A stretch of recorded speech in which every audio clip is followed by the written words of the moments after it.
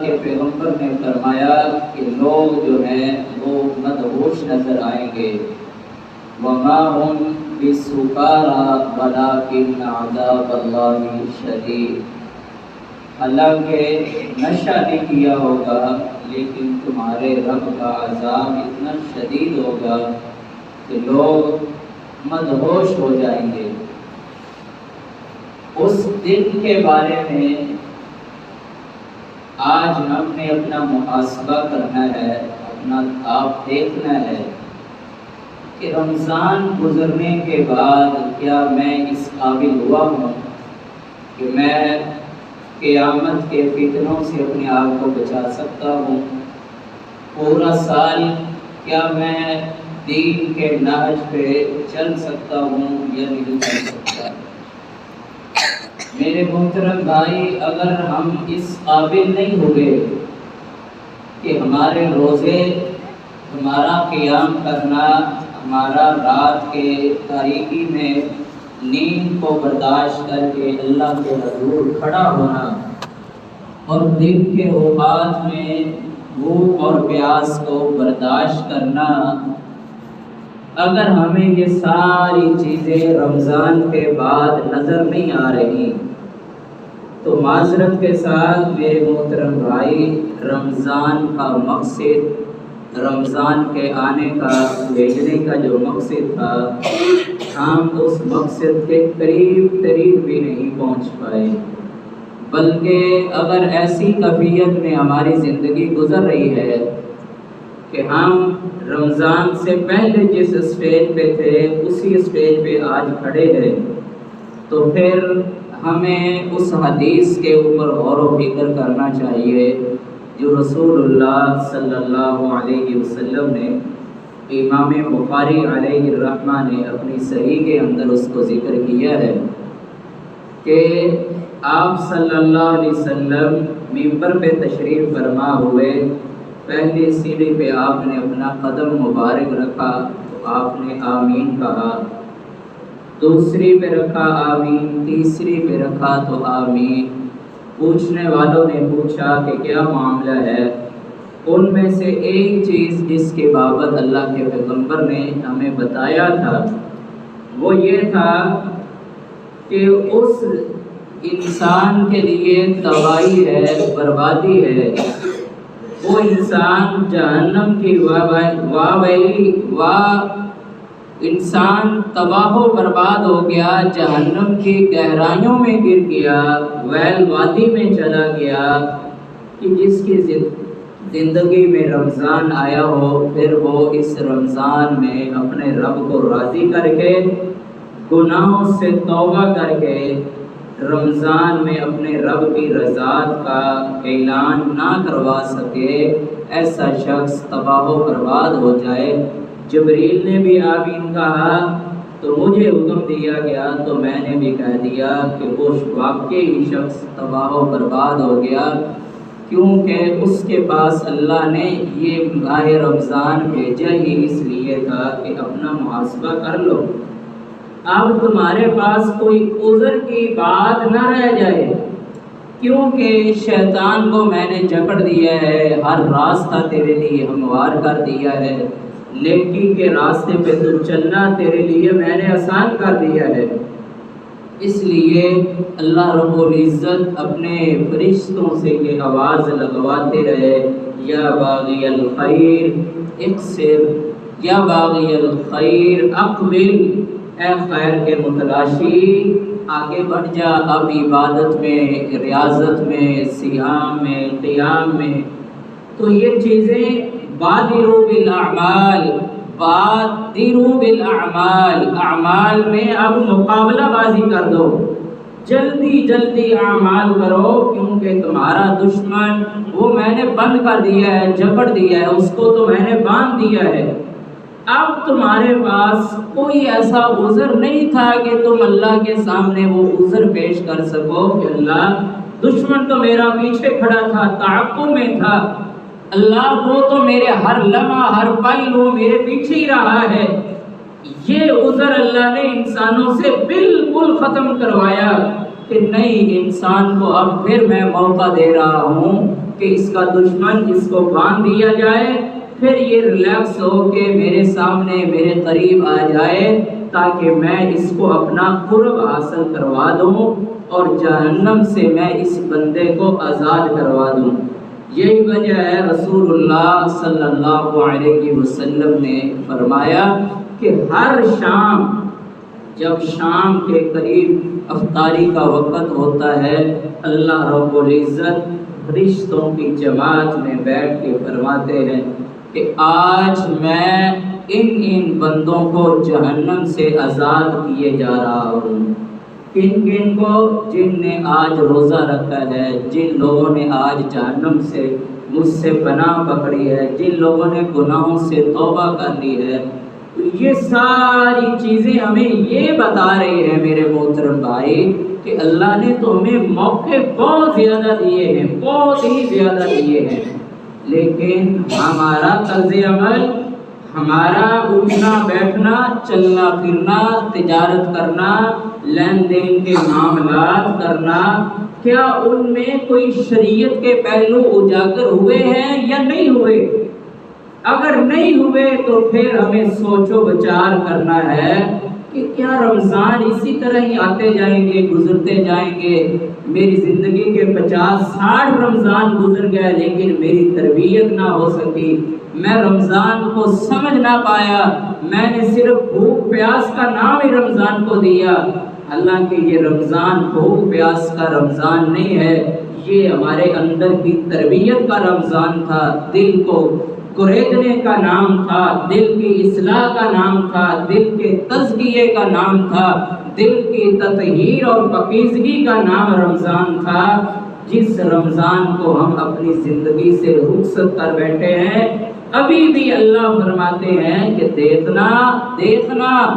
یہ جو عبادات تم نے کی ہیں، تمہارا دشمن آزاد ہو گیا ہے، میں نے اس کو آزاد کر دیا ہے کہ اب میرے بندے تربیت یافتہ ہو چکے ہیں، تربیتی مراحل سے گزرے ہیں، اب تم ان کے اوپر دوبارہ حملہ کرنے کی جرات اور جسارت نہیں کر سکو گے۔ تو اللہ نے اس شیطان کو دوبارہ آزاد کیا ہے۔ پھر اس نے قسمیں اٹھا کے کہا تھا، فواللہ، اللہ کی قسم، میں اللہ ان کے سامنے آؤں گا، لَأَقْعُدَنَّ لَهُمْ صِرَاطَكَ الْمُسْتَقِيمَ، اللہ مجھے تیری عزت و جلالت کی قسم ہے، میں تیرے بندوں کے سیدھے راستے پہ بیٹھوں گا، وَعَنْ أَيْمَانِهِمْ وَعَنْ شَمَائِلِهِمْ، میں ان کے دائیں پہلو سے بائیں پہلو سے میں ہر ایک حربہ ان کے اوپر استعمال کرنے کے لیے اللہ میں تیار بیٹھا ہوں۔ اللہ رب العزت نے فرمایا کہ جاؤ، جو میرے بندے ہیں ان کے اوپر تمہارا یہ وار، تمہارا یہ حربہ، تمہاری یہ پلاننگ کبھی بھی نہیں کامیاب ہو سکتی۔ تو اللہ رب العزت نے اس دشمن کے بارے میں یہ بتا دیا ہے کہ دشمن تو ہمیں دائیں بائیں سے گھیرنے کی کوشش میں ہے، ہمیں کبھی دائیں پہلو سے آ کے برگلائے گا، کبھی پیچھے سے آ کے ہمیں آوازیں لگائے گا۔ اسی لیے رسول اللہ صلی اللہ علیہ وسلم نے فرمایا کہ اپنے دشمن سے ہر لمحہ چوکنا ہو کے رہنا چاہیے۔ دنیا کا دستور اور قانون ہمیں یہ بتاتا ہے کہ اگر کسی انسان سے دشمنی ہو جائے تو انسان ہمہ وقت چوکنا ہو کے رہتا ہے، سیکورٹی کے انتظامات سخت سے سخت کرواتا ہے،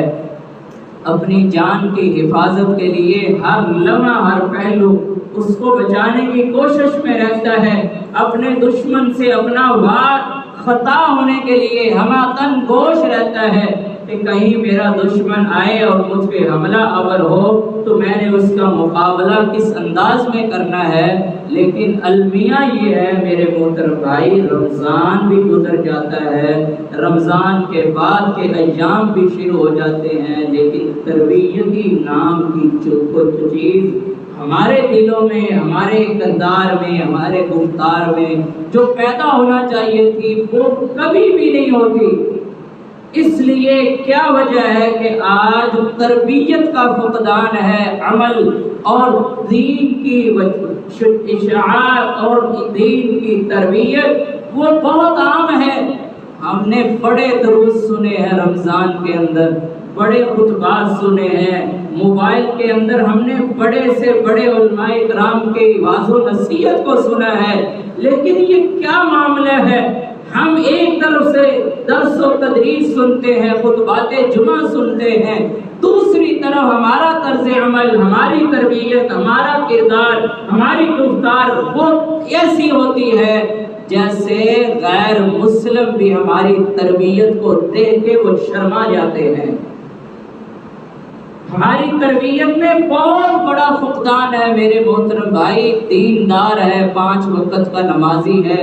تہجد گزار ہے، شب زندہ گزار ہے، لیکن تربیت کے حوالے سے جب اس کے اندر سے دیکھا جاتا ہے، جھوٹ اس کی زندگی میں پایا جاتا ہے، غیبت اس کی زندگی میں ہے، چغل خوری اس کی زندگی میں موجود ہے، حسد بغض کینہ اس کی زندگی کا حصہ بنا ہوا ہے، یہ مسلمانوں کا طرز عمل نہیں ہے۔ صحابہ کرام کے بارے میں اللہ رب العزت نے کیا فرمایا؟ محبوب یہ جو تیرے ارد گرد گھوم رہے ہیں، یہ تجھے جان نشاور کرتے ہیں تیرے اوپر، ایک لمحہ تو اگر اشارہ کرے یہ اپنی آپ کو پیش کر دیتے ہیں، مال لٹانے کے لیے تیار ہو جاتے ہیں۔ کیا وجہ ہے؟ محبوب سب سے پہلے آپ نے ان کی تربیت کا پہلو اجاگر کیا ہے۔ هو الذی ارسل رسولہ بالہدی ودین الحق لیظہرہ علی الدین کلہ۔ محبوب وہ ہے جس نے پوری دنیا پہ ادیان کے اوپر، ادیان باطلہ کے اوپر دین کو غالب کر کے چھوڑا تھا۔ کس وجہ سے؟ وَيُزَكِّيهِمْ وَيُعَلِّمُهُمُ الْكِتَابَ وَالْحِكْمَةَ، پہلے ان کا تزکیہ کیا تھا، بعد میں کتاب کا علم دیا تھا تاکہ تم زندگی اس طرح گزار سکو۔ آج معاشرے میں فقدان یہ ہے، ہماری تربیت نہیں ہے۔ بیٹھ جائیں کسی مسئلے پہ بات شروع کر دیں، گھنٹوں ویسے شروع ہو جائے گی، تفصیلات پیش کرے گا، ادھر ادھر کی باتیں پیش کرے گا، لیکن جو ہی اذان ہوگی، نماز کا ٹائم ہوگا، جب کہا جائے گا کہ نماز کے لیے چلیں، ادھر ادھر کی باتیں کر کے اپنے آپ کو عذر تراشتے ہوئے وہاں سے رہے فرار اختیار کر کے نکل جائے گا۔ تو میرے محترم بھائی، یہ المیہ ہے ہمارے لیے، بلکہ کتنی ایسی جگہ ہیں جن کے اندر ہم نے دین کے نام پہ تھپے لگا دیے ہیں۔ دین کے نام پہ آج غیر مسلم انگلیاں اٹھا اٹھا کے کہتے ہیں کہ تمہارا دین ایسا ہے، کیا تمہارا دین اس طرح کا طرز عمل سکھاتا ہے، تمہارا دین یہ بتاتا ہے۔ ایک غیر مسلم کنٹری میں ایک مسلمانوں کا امام اور خطیب واقعہ بیان کرتا ہے کہ میں ایک بس کے اوپر، گاڑی کے اوپر روزانہ بیس پہ سفر کرتا تھا، وہاں پہ جو کنڈکٹر تھا وہ ایک غیر مسلم عیسائی مذہب رکھنے والا وہ کنڈکٹر تھا، وہ میرا روزانہ بیس پہ امتحان لینے کی کوشش میں تھا، اور وہ ادھر اسلام کے بارے میں مطالعہ کر رہا تھا کہ اسلام کتنا عظیم مذہب ہے، اسلام کتنا پاکیزہ دین ہے، ادھر سے وہ مطالعہ کر رہا تھا۔ ایک دن وہ بتاتا ہے کہ اس کنڈکٹر نے مجھے ایک پینی، ایک سکہ مجھے اضافی واپس کر دیا۔ میں سوچو بچار میں تھا کہ ایک سکے کی کیا حیثیت ہے، کیا اس کی ویلیو ہو سکتی ہے، اس کو واپس کروں یا نہ کروں۔ اسی سوچو بچار میں میرا سٹاپ آتا ہے، میں نے اس کنڈکٹر کو آواز لگائی اور کہا کہ بھائی یہ آپ کا ایک سکہ آپ نے مجھے اضافی دے دیا ہے۔ پھر کیا ہوا؟ یہ سوچنے والی بات ہے میرے محترم بھائی۔ اس غیر مسلم مذہب رکھنے والے انسان نے ایک بات کہی تھی، اس نے کہا کہ یہ ایک سکہ میں نے تمہیں اضافی از خود دیا ہے، اپنی وجہ سے دیا ہے، میں ایک رزلٹ، میں ایک قانون وضع کرنا چاہتا تھا۔ وہ کیا قانون تھا، وہ کیا طریقہ تھا، وہ کیا چیز تھی جس وجہ سے میں نے آپ کو ایک سکہ اضافی دیا ہے؟ وہ چیز یہ تھی، میں اصل میں آپ کے اسلام سے متاثر ہو رہا تھا، میں چیک کرنا چاہتا تھا کہ واقعی مسلمان اس طرح کے ہوتے ہیں۔ کہتا ہے اگر مجھے تو ایک سکہ نہ دیتا اللہ کی قسم میں ساری زندگی اسلام قبول نہ کرتا۔ سوچئے لمحہ فکریہ ہمارے لیے ہے، میں نے کہاں کہاں پہ اسلام کے نام پہ دھبے قائم کیے ہیں، میں نے کتنے لوگوں کو اسلام سے متنفر کیا ہے، میں نے کتنے لوگوں کو اسلام سے دور کیا ہے۔ میں کبھی یہ بات سوچتا ہوں کیا میرا کردار، میرا اعمال، میری گفتار اس قابل ہے کہ میں کتنے لوگوں کو مسلمان بنا سکتا تھا، لیکن میری بد زبانی کی وجہ سے، میرے برے کردار کی وجہ سے، میرے برے لین دین کی وجہ سے کتنے لوگ ہیں جو آج میرے اسلام کے نام پہ انگلیاں اٹھاتے ہیں کہ یہ اسلام ہے، یہ دین ہے۔ تو مجھے اس دین سے معذرت کے ساتھ مجھے دور رہنے دیجیے۔ میں تمہارا دین اس لیے نہیں قبول کرتا کہ تمہارا کردار اور ہے، تمہارا دین اور ہے۔ آج کردار کے مسلمان بہت کم ہیں۔ اللہ کے پیغمبر نے ہمیں اس بارے میں رہنمائی کی تھی، بادروا بالاعمال فتنا کقطع اللیل، فرمایا لوگوں میں تمہیں بتا رہا ہوں اعمال کرنے میں اپنے آپ کو جلدی میں ڈال دو۔ زندگی بڑی قلیل ہے، اور ساتھ اللہ کے پیغمبر نے کیا فرمایا، وَأَعُوذُ بِاللَّهِ أَن تُدْرِكُهُنَّ، میں اللہ کی پناہ میں جاتا ہوں کہیں تم ان 6 چیزوں میں پڑ نہ جانا، میں اللہ کی پناہ پکڑتا ہوں، اتنی خطرناک ہیں۔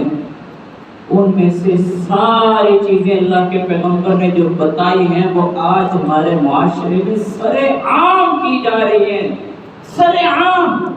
اللہ کے پیغمبر نے فرمایا قتل عام ہو جائے گا۔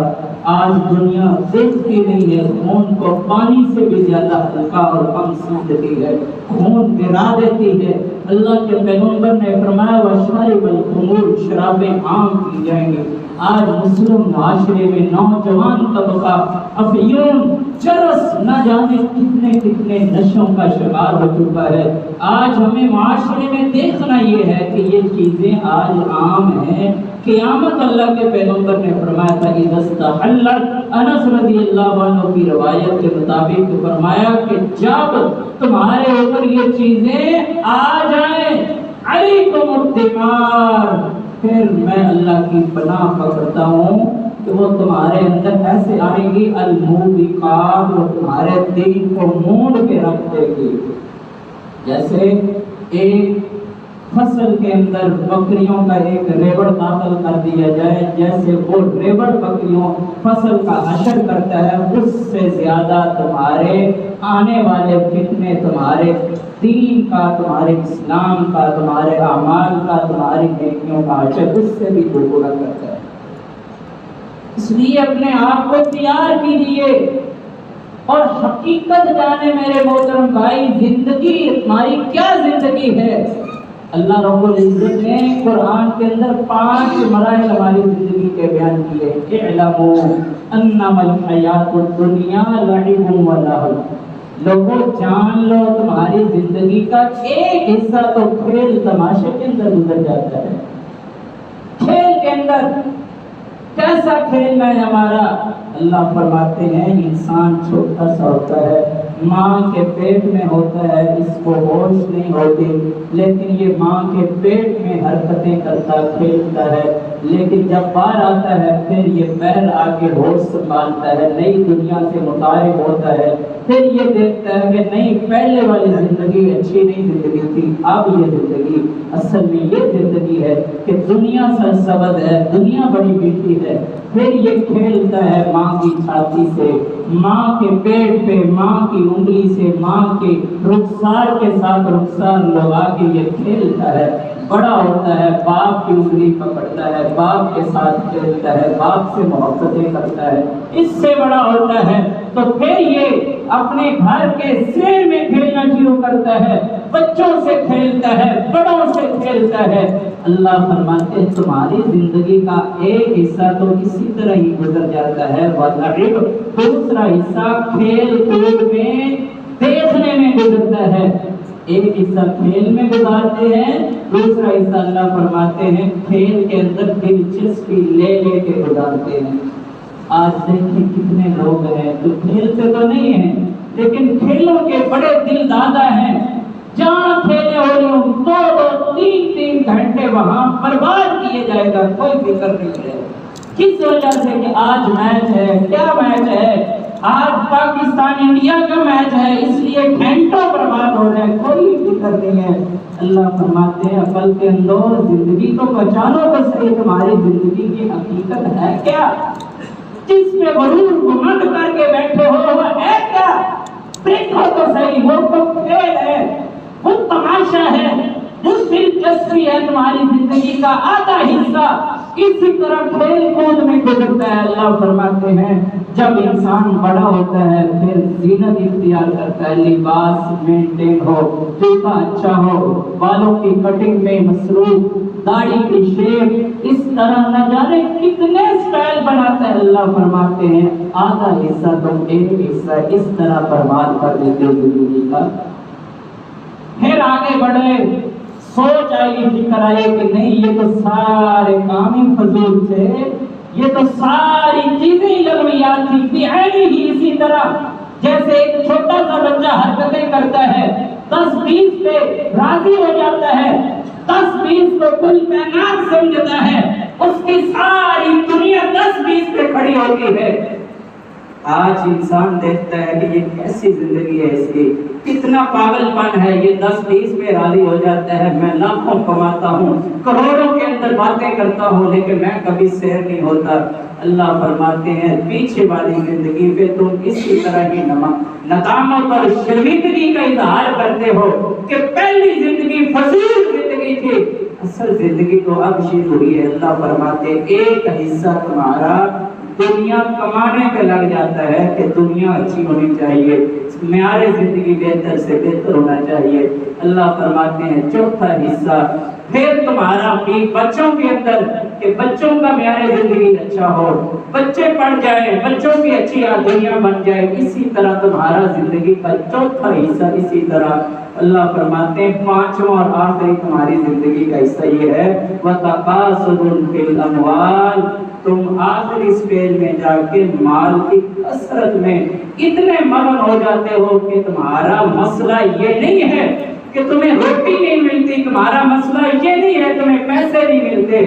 اللہ فرماتے ہیں سب کچھ ملتا ہے، مسئلہ یہ ہے کہ مال کی کثرت تمہیں اتنا تباہ و برباد کرتی ہے، تم اس بات پہ شو کروانے میں لگے ہوتے ہو کہ میں شو کروا سکوں کہ تجھ سے زیادہ مال میرے پاس ہے۔ یہ آخری سٹیج ہے۔ اللہ فرماتے ہیں 5 سٹیجوں کے بعد جب تم موت کی آغوش میں جاؤ گے نا قبر میں، جس طرح تم نے 4 مراحل کو پیچھے فضول اور باقی سمجھا تھا، اللہ فرماتے ہیں قبر میں جا کے 5 مراحل کے اوپر انسان پچھتاوا کرے گا، ساری زندگی میں نے تباہ و برباد کر دیا، ہائے افسوس۔ اللہ فرماتے ہیں پھر اس کی حسرتیں اللہ نے ذکر کی، یا لیتنی کنت ترابا،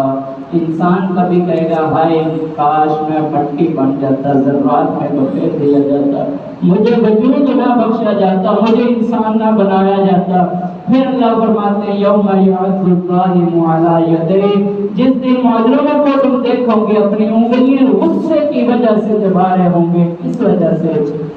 دنیا میں 5 مراحل میں توجہ نہیں کی ہوگی، سمجھا نہیں ہوگا، اپنے آپ کی حقیقت کو نہیں جانا ہوگا، دنیا کے غرور اور گھمنڈ میں تکبر انداز میں زندگی گزاری ہوگی، پھر اپنی انگلیاں چبا چبا کے کہے گا ہائے افسوس مجھے کیا ہو گیا، ہائے افسوس مجھے کیا ہو گیا۔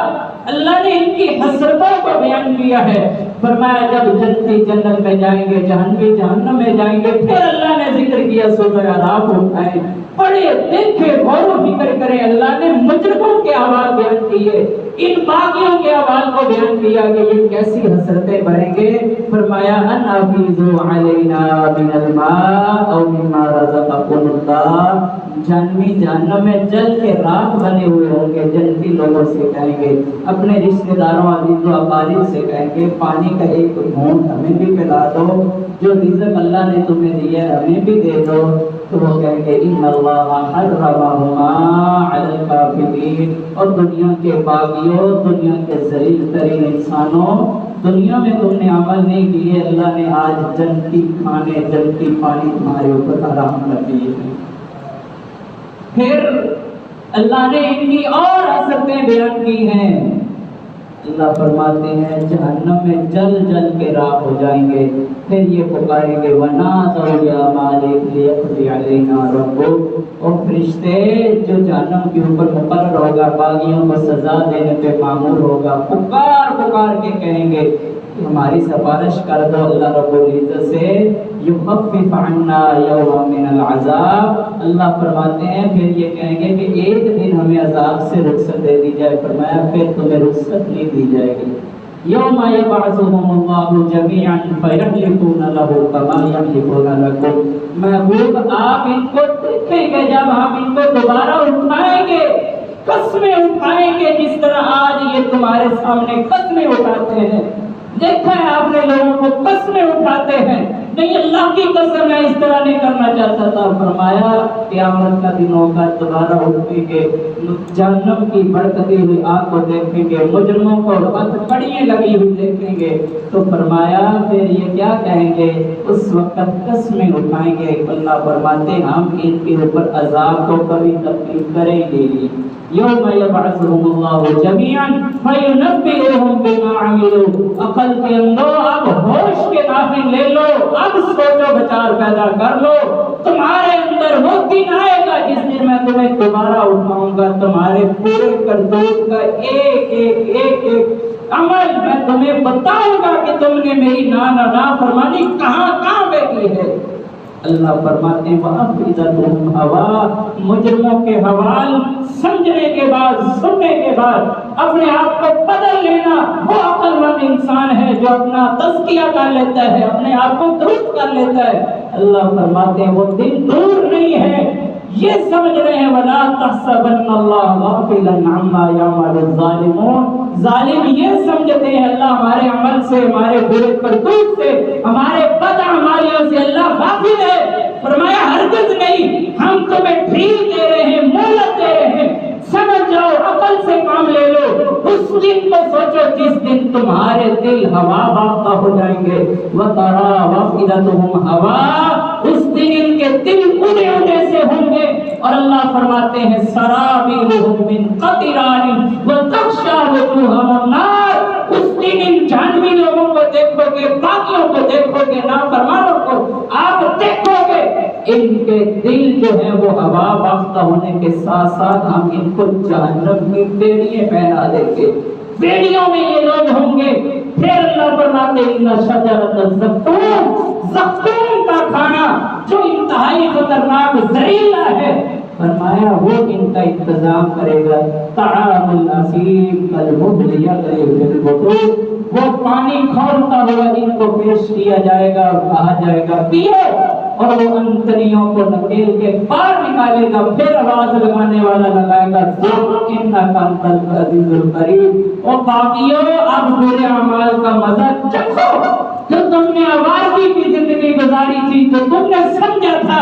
کہ یہ زندگی ایسے گزرے گی، اب اس کا مزہ چکھو نا، جو تمہارے ساتھ ہونے والا ہے وہ اس سے بھی خطرناک ہے۔